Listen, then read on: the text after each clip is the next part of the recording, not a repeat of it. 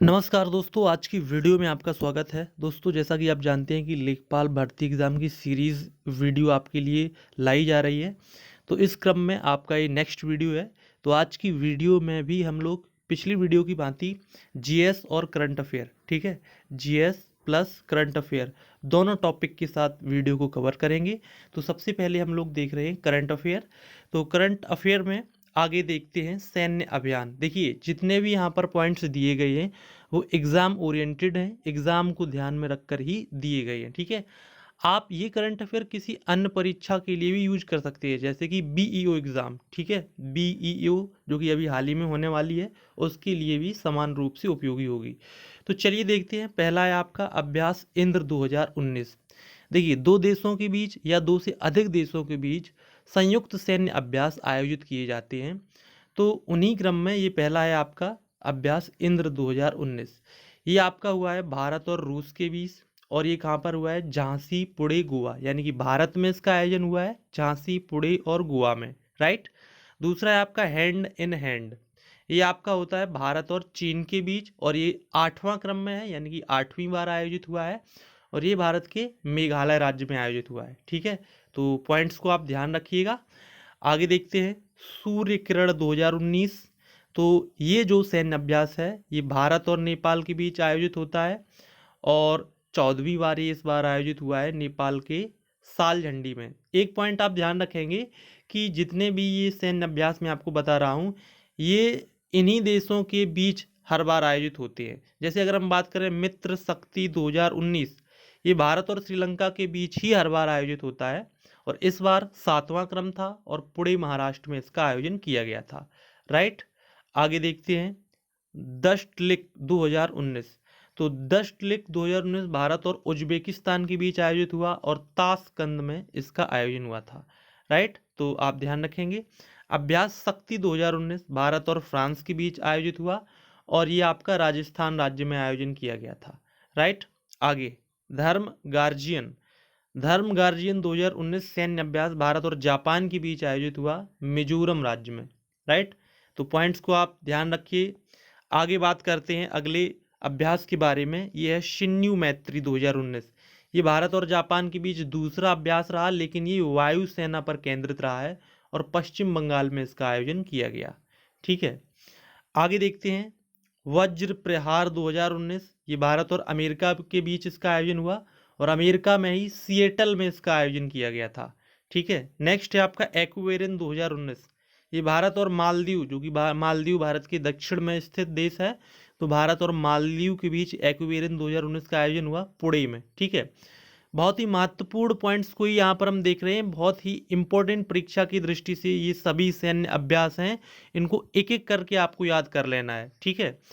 अभ्यास मालाबार 2019। देखिए, ये 3 देशों का त्रिकोणीय या त्रिपक्षीय सैन्य अभ्यास है, जिसमें भारत, अमेरिका और जापान, ठीक है, ध्यान रखेंगे, भारत, अमेरिका और जापान भाग लेते हैं, और ये इस बार जापान तट पर एक नौसेना अभ्यास है, ठीक है, जापान तट पर इसका आयोजन हुआ। चलिए, सैन्य अभ्यास के बाद अब हम लोग एक और टॉपिक देखते हैं करंट अफेयर में, जो अभी हाल ही में महत्वपूर्ण सम्मेलन आयोजित हुए हैं उनके बारे में बात करते हैं। तो सबसे पहला है आपका 36वां अंतर्राष्ट्रीय भूवैज्ञानिक सम्मेलन, यानी कि भूवैज्ञानिक कांग्रेस 2020, ये आपका नई दिल्ली में आयोजित हुई, ठीक है। नेक्स्ट है राष्ट्रीय गंगा परिषद की प्रथम बैठक। गंगा नदी की साफ सफाई के लिए परिषद बनाई गई, उसकी प्रथम बैठक कानपुर में आयोजित की गई, ध्यान रखिएगा। नेक्स्ट है छठवां हिंद महासागर संवाद का आयोजन कहाँ हुआ? जो हिंद महासागर है उसकी गतिविधियों से संबंधित एक संवाद का आयोजन किया गया, नई दिल्ली में किया गया है, और ये क्रम में छठवां था। 54 यानी कि 54वां अखिल भारतीय पुलिस महानिरीक्षक सम्मेलन पुणे में आयोजित किया गया, ठीक है, पुलिस महानिरीक्षक सम्मेलन। नेक्स्ट है सेकेंड स्टार्टअप इंडिया वैश्विक उद्यम पूंजी सम्मेलन, ये आपका गोवा में आयोजित हुआ। अगला है 39वां, बहुत ही महत्वपूर्ण है, इसको आप ध्यान रखेंगे, एग्जाम में इसके आने की पूरी संभावना है। 39वां भारतीय अंतर्राष्ट्रीय व्यापार मेला 2019 कहाँ आयोजित हुआ? यह आपका नई दिल्ली में इसका आयोजन किया गया। इस पर कुछ बिंदु आप ध्यान रखेंगे। इसका भागीदार देश कौन था? तो वो था अफगानिस्तान। फोकस देश कौन है? वो आपका है दक्षिण कोरिया। फोकस राज्य की बात करें तो भारत के बिहार और झारखंड को भारतीय अंतर्राष्ट्रीय व्यापार मेला में फोकस राज्य बनाया गया है। तो इन सभी पॉइंट्स को आप ध्यान रखिएगा, नोट डाउन करते जाइएगा। नेक्स्ट है आपका अगला जो सम्मेलन है वो है 8वां अंतर्राष्ट्रीय पर्यटन मार्ट, ठीक है, यानी कि पर्यटन मेला कह सकते हैं। ये आपका मणिपुर में आयोजित किया गया। पहला ग्लोबल बायो इंडिया समिट 2019 नई दिल्ली, ठीक है, ये पहला है तो आप ध्यान रखेंगे, ग्लोबल बायो इंडिया समिट है, ठीक है। 5वां भारत अंतर्राष्ट्रीय विज्ञान महोत्सव कहाँ आयोजित हुआ, तो ये आपका कोलकाता में आयोजित हुआ है, ठीक है। अगला है राष्ट्रमंडल के विधि मंत्रियों यानी कि कानून मंत्रियों का सम्मेलन 2019 में कहाँ पर हुआ है, श्रीलंका की राजधानी कोलंबो में, जो कि द्वितीय राजधानी है। अगला है 33वां इंडिया इकोनॉमिक समिट 2019, यह आपका नई दिल्ली में इसका आयोजन हुआ है। नेक्स्ट है विज्ञान धर्म और दर्शन पर 5वीं विश्व संसद कहाँ आयोजित हुई, तो आपकी पुणे में आयोजित हुई है, ध्यान रखेंगे। 5वीं विश्व संसद जो कि विज्ञान धर्म और दर्शन पर रही है, ठीक है। चलिए नेक्स्ट हम लोग बात करते हैं 64वें राष्ट्रमंडल संसदीय सम्मेलन 2019 की। राष्ट्रमंडल का संसदीय सम्मेलन, यह आपका युगांडा में इसका आयोजन हुआ, जो कि एक अफ्रीका महाद्वीप का देश है। 7वीं विश्व हिंदू आर्थिक मंच 2019 की बैठक कहाँ पर हुई है, ये आपकी हुई है मुंबई में। और संयुक्त राष्ट्र जलवायु कार्रवाई शिखर सम्मेलन, ध्यान रखेंगे, बहुत ही इंपॉर्टेंट है। संयुक्त राष्ट्र जलवायु कार्रवाई शिखर सम्मेलन ये आपका न्यूयॉर्क में आयोजित हुआ है, ठीक है। तो करंट अफेयर में अभी हम लोगों ने डिस्कस किए प्रमुख युद्धाभ्यास, सैन्य अभ्यास और प्रमुख सम्मेलन। चलिए जैसा कि आप जानते हैं करंट अफेयर के बाद इस वीडियो में आपको जीएस भी पढ़ने को मिलती है। तो आज का टॉपिक हम लोग देख रहे हैं निर्वाचन, ठीक है। जीएस में हम लोग देख रहे हैं निर्वाचन। पिछले वीडियो में हमने आपको राजभाषा से संबंधित पूरा टॉपिक कवर कराया था, जो कि संविधान के 17वें भाग में था। संविधान के भाग 17 में उसका जिक्र किया गया था। आज हम लोग बात करेंगे निर्वाचन, जो कि संविधान के भाग 15 में अनुच्छेद 324 से 329 तक है। तो इस वीडियो में निर्वाचन से संबंधित जितने भी पॉइंट होंगे आज ही कवर हो जाएंगे और इससे कोई भी प्रश्न आपका नहीं छूटेगा। तो पूरा वीडियो देखते जाइए। तो चलिए आगे देखते हैं। मताधिकार, देखिए मताधिकार किस तरह का अधिकार है, विधिक अधिकार। आपसे प्रश्न पूछा जा सकता है, ऑप्शन दिए जा सकते हैं, विधिक अधिकार है या संवैधानिक अधिकार है, तो आप ध्यान रखेंगे विधिक अधिकार है, ये संवैधानिक या मूल अधिकार नहीं है, ठीक है। तो आगे बात करते हैं निर्वाचन आयोग का गठन कब किया गया था, तो ये आपका किया गया था 26 जनवरी 1950 को, सॉरी 25 जनवरी 1950 को। और एक बात मैं आपको बता दूं कि 25 जनवरी 1950 को जब ये इसका गठन किया गया था, तो उस तारीख यानी 25 जनवरी को प्रतिवर्ष मतदाता दिवस मनाया जाता है, ठीक है, ध्यान रखेंगे। चलिए आगे हम लोग बात करते हैं। अनुच्छेद 324 के तहत एक स्थायी संवैधानिक निकाय है, यानी कि जो निर्वाचन आयोग है वो अनुच्छेद 324 के तहत एक क्या है, संवैधानिक निकाय है। निर्वाचन आयोग का किसमें प्रावधान किया गया है, संविधान में वर्णन किया गया है, ठीक है। तो ये जो निर्वाचन आयोग है उसका गठन 25 जनवरी को हुआ है और ये एक संवैधानिक निकाय है, राइट। अब संरचना की बात करते हैं कि जो निर्वाचन आयोग है उसमें कितने सदस्य हैं और कब से इसमें बदलाव किया गया है। तो चलिए बात करते हैं। देखिए सन 1989 1989 तक जो निर्वाचन आयोग होता था उसमें केवल एक सदस्य होता था, उसको ही आप अध्यक्ष बोल सकते हैं, ठीक है, या मुख्य निर्वाचन आयुक्त तो बोल सकते हैं। लेकिन देखिए 16 अक्टूबर सन 1989 1989 को राष्ट्रपति ने एक अधिसूचना जारी की और उसमें बताया गया कि जो निर्वाचन आयोग है वो बहुसदस्यीय बना दिया गया, यानी कि आरवीएस पेरी शास्त्री उस समय मुख्य निर्वाचन आयुक्त थे, उनके साथ दो अन्य निर्वाचन आयुक्तों को जोड़ा गया, एसएस धनोवा और वीएस सहगल। कब, सन 1989 में पहली बार इस तरह से निर्वाचन आयोग बहुसदस्यीय कर दिया गया, दो लोगों को जोड़ा गया। लेकिन अगले ही वर्ष 1 जनवरी सन 1990 को इसे पुनः एक सदस्यीय बना दिया गया, यानी कि एक बार फिर से एक सदस्यीय जो निर्वाचन आयोग है वो बना दिया गया। लेकिन एक बार फिर से 1 अक्टूबर 1993 को, ठीक है, यानी कि दोबारा 1993 को अंततः यानी कि अंतिम रूप से पुनः इसे बहुसदस्यीय निर्वाचन आयोग बनाया गया, ठीक है। तो उस समय कौन थे मुख्य निर्वाचन आयोग, तो उस समय थे टीएन शेषन, और जो दो अन्य निर्वाचन आयोग तो उस समय बनाए गए वो थे एमएस गिल और GVM कृष्णमूर्ति।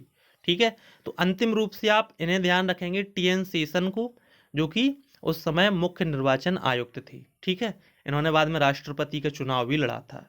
राइट, चलिए, तो उस समय की जो व्यवस्था है वो आज भी विद्यमान है, यानी कि आज भी जो निर्वाचन आयोग है वो बहुसदस्यीय है, जिसमें एक मुख्य निर्वाचन आयुक्त प्लस 2 अन्य निर्वाचन आयुक्त सहित कुल 3 सदस्यीय निर्वाचन आयोग होता है। आज की डेट में ये कंडीशन है, और जो भी निर्णय लिए जाते हैं वो तीनों में बहुमत के आधार पर लिए जाते हैं। ये भी पॉइंट आप ध्यान रखेंगे। ठीक है, चलिए आगे बात करते हैं मुख्य निर्वाचन आयुक्त के बारे में, कुछ इंपॉर्टेंट पॉइंट। ठीक है, तो देखिए, इनकी नियुक्ति राष्ट्रपति करता है। मुख्य निर्वाचन आयुक्त को कौन नियुक्त करता है, प्रश्न पूछा जा सकता है, ऑप्शन मिल सकते हैं आपको, तो इसका आंसर हो जाएगा राष्ट्रपति। और अन्य निर्वाचन आयुक्त की नियुक्ति भी राष्ट्रपति करता है, लेकिन आपको मुख्य निर्वाचन आयुक्त को हटाने की प्रोसेस पता होना चाहिए कि किस तरह से हटाया जा सकता है। तो देखिए, मुख्य निर्वाचन आयुक्त को CJI यानी कि भारत की जो मुख्य न्यायाधीश हैं उन्हीं की जो प्रक्रिया है उसी के तहत हटाया जाता है। ठीक है, यानी कि जिस तरह से सर्वोच्च न्यायालय के मुख्य न्यायाधीश को हटाया जाता है उसी तरह से मुख्य निर्वाचन आयुक्त को हटाया जाता है। तो वो कौन सी प्रोसेस है, वो वही प्रोसेस है कि लोकसभा राज्यसभा में 2/3 बहुमत से पारित करके एक तरह से महाभियोग की प्रक्रिया का पालन किया जाता है, तो उसी प्रोसेस से इनको हटाया जाता है। ठीक है, चलिए आगे बात करते हैं चुनाव आयोग के कार्य। जैसा कि आप जानते हैं कि हम लोग निर्वाचन आयोग का पूरा टॉपिक पढ़ रहे हैं, तो उसको पूरा ही कंप्लीट कर लेंगे जिससे कि आपको कोई भी क्वेश्चन परेशान ना करे। तो देखिए यहाँ पर चुनाव आयोग के कार्य, तो देखिए ऑप्शन में मिल सकते हैं इस तरह से, थ्योरेटिकल या कॉन्सेप्ट बेस्ड क्वेश्चन मिल सकता है।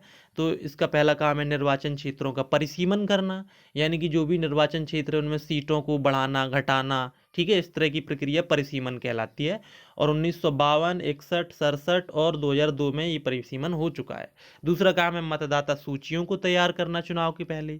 तीसरा काम है जो भी राजनीतिक दल हैं उन्हें चुनाव चिन्ह प्रदान करना। अगला काम है राजनीतिक दलों को मान्यता देना, जो भी नई राजनीतिक दल बनते हैं उनको मान्यता प्रदान करना भी इसका काम है। और चुनावों का संचालन करना इसका चुनाव आयोग के ये प्रमुख काम है। अब हम बात करते हैं कि जो राजनीतिक दलों को मान्यता मिलती है वो किस तरह से मिलती है, इससे क्वेश्चन बनते हैं, उनकी क्या कंडीशन है। तो देखिए, 2 तरह के दल होते हैं, एक तो होते हैं राज्य स्तरीय दल और एक होते हैं राष्ट्रीय दल। राज्य स्तरीय दल 1 या 2 राज्यों में होते हैं, और राष्ट्रीय दल अधिक राज्यों में 4, 5, 6 या पूरे देश में राष्ट्रीय दल होते हैं। ठीक है, तो इनके मान्यता की क्या प्रक्रिया है। अगर कोई दल आम चुनाव में 6% वोट पाता है प्लस 2 सीट, कुल सीटों का 3% पाता है प्लस 3 सीट, या लोकसभा में प्रति 25 में 1 सीट पाता है, तो उसी राज्य स्तरीय दल का दर्जा मिलता है। इनमें से कोई भी एक कंडीशन फॉलो करते हैं, 3 में से एक। तो राष्ट्रीय दल, जैसे कि वर्तमान में राष्ट्रीय दल है BJP, कांग्रेस, तो राष्ट्रीय दल की अगर मान्यता चाहिए तो ये 3 कंडीशन दी गई हैं, इन्हें फॉलो करना पड़ेगा इनमें से कोई एक को। पहली कंडीशन है 6% वोट प्लस 4 सीटें, वो भी लोकसभा में 4 अलग अलग राज्यों से मिलनी चाहिए। या दूसरी कंडीशन है लोकसभा में 2% सीटें मिलें 3 अलग अलग राज्यों से, या 4 राज्यों में वो राज्य स्तरीय दल हो तो राष्ट्रीय दल माना जाएगा। तो ये कुछ कंडीशंस हैं, वो आप ध्यान रखेंगे। आगे हम लोग बात करते हैं चुनाव सुधार समितियां। देखिए, जो निर्वाचन आयोग है वो एक क्रमिक प्रक्रिया के तहत सुधार लाता रहा है चुनाव की सिस्टम में। तो वो समितियां आई हैं, उनका प्रमुख योगदान है, जिसमें प्रमुख 2 समितियां आप ध्यान रखेंगे। पहली है तारकुंडे समिति, जो कि आपकी 1980 में आई थी। ठीक है, तो तारकुंडे समिति की प्रमुख सिफारिशें क्या थी। मताधिकार 18 वर्ष कर दिया गया, पहले 21 था। राज्य निर्वाचन आयोग का गठन किया गया, यानी कि राज्यों के लिए भी निर्वाचन आयोग गठन किया गया, जो कि जो निचले स्तर के चुनाव होते हैं, पंचायत चुनाव, ठीक है, उनका निर्वाचन करता है, उनका चुनाव का आयोजन करता है। और चुनाव आयोग को बहुसदस्यीय बनाना, जो कि अभी आपने ऊपर पढ़ा था कि चुनाव आयोग बहुसदस्यीय बना दिया गया, तो वो कौन सी समिति ने सिफारिश की थी, तारकुंडी समिति ने। आगे बात करते हैं अगली समिति का, दिनेश गोस्वामी समिति, जो कि 1990 में यानी कि 10 वर्ष बाद आती है। इसके 2 प्रमुख काम थे। ईवीएम लाना किसकी सिफारिश थी, दिनेश गोस्वामी समिति। और जो परिचय पत्र होते हैं, यानी कि जो वोटर कार्ड होते हैं, उसमें फोटो युक्त कार्ड की सिफारिश किसने की थी, दिनेश गोस्वामी समिति ने। तो इन पॉइंट को आप ध्यान रखेंगे। और आगे हम बात करते हैं, जब हम निर्वाचन टॉपिक पढ़ ही रहे थे तो पूरा कंप्लीट करते हैं। 3 प्रकार के चुनाव देख लीजिए। पहला है आम चुनाव, दूसरा है मध्यावधि चुनाव और तीसरा है उपचुनाव। इनमें क्या अंतर है? देखिए, जो आम चुनाव होता है वो नियमित रूप से 5 साल बाद होता है, ठीक है। अगर किसी कंडीशन में कोई सरकार अपना बहुमत खो देती है या किसी कंडीशन में लोकसभा या कोई भी विधानमंडल भंग हो जाता है, तो जैसे मान लो 5 साल के कार्यकाल में 2 साल चलाने के बाद ही कोई लोकसभा भंग हो गई, तो तुरंत वहां पर कौन से चुनाव होते हैं? मध्यावधि चुनाव, ठीक है। और वो भी 5 साल तक ही चलते हैं, उनका कार्यकाल 5 साल तक रहेगा। अब अंत में है उपचुनाव। उपचुनाव कोई बड़ा चुनाव नहीं होता है, वो तभी होता है जब किसी भी लोकसभा या फिर विधानसभा में कोई भी जो सदस्य है, जो भी सांसद है या विधायक है, उसकी अगर मृत्यु हो जाती है या वो अपने पद से त्यागपत्र देता है, तो उस सीट पर उपचुनाव होता है। लेकिन आप ध्यान रखेंगे, जहां पर भी उपचुनाव होगा वहां पर जो भी सांसद या विधायक बनेगा वो 5 साल के लिए नहीं बनता है, वो शेष कार्यकाल के लिए बनता है, ठीक है। यानी कि शेष कार्यकाल के लिए वो चुना जाएगा, जो भी बचा होगा। जैसे किसी अगर सांसद ने 1 साल का काम पूरा कर लिया, 1 साल बाद इस्तीफा दिया है, तो बाकी के 4 साल के लिए वो बनेगा, ठीक है। तो डिफरेंस समझ के रखिए, आम चुनाव 5 साल के लिए, मध्यावधि चुनाव भी 5 साल के लिए, उपचुनाव शेष कार्यकाल के लिए होता है, ठीक है। जैसे कि अभी योगी आदित्यनाथ पहले सांसद थे, उन्होंने जब मुख्यमंत्री पद की शपथ ली तो उन्होंने सांसद पद से त्यागपत्र दे दिया था। तो उस सीट, जो कि गोरखपुर सीट थी, वहां पर उपचुनाव हुआ था, जहां पर प्रवीण निषाद जो है सांसद बने थे। तो ये उपचुनाव की प्रक्रिया है, राइट। तो आज की वीडियो में हम लोगों ने 2 टॉपिक डिस्कस किए, जीएस और करंट अफेयर। उम्मीद करते हैं वीडियो आपको पसंद आएगा। अगर आपको वीडियो पसंद आए तो प्लीज़ वीडियो को लाइक शेयर जरूर करिएगा, अपने फ्रेंड्स सर्कल में, ग्रुप में, व्हाट्सएप ग्रुप में इसको शेयर करें, जिससे कि तैयारी आपकी और मजबूत होती रहे। तो मिलते हैं नेक्स्ट वीडियो में, तब तक के लिए नमस्कार।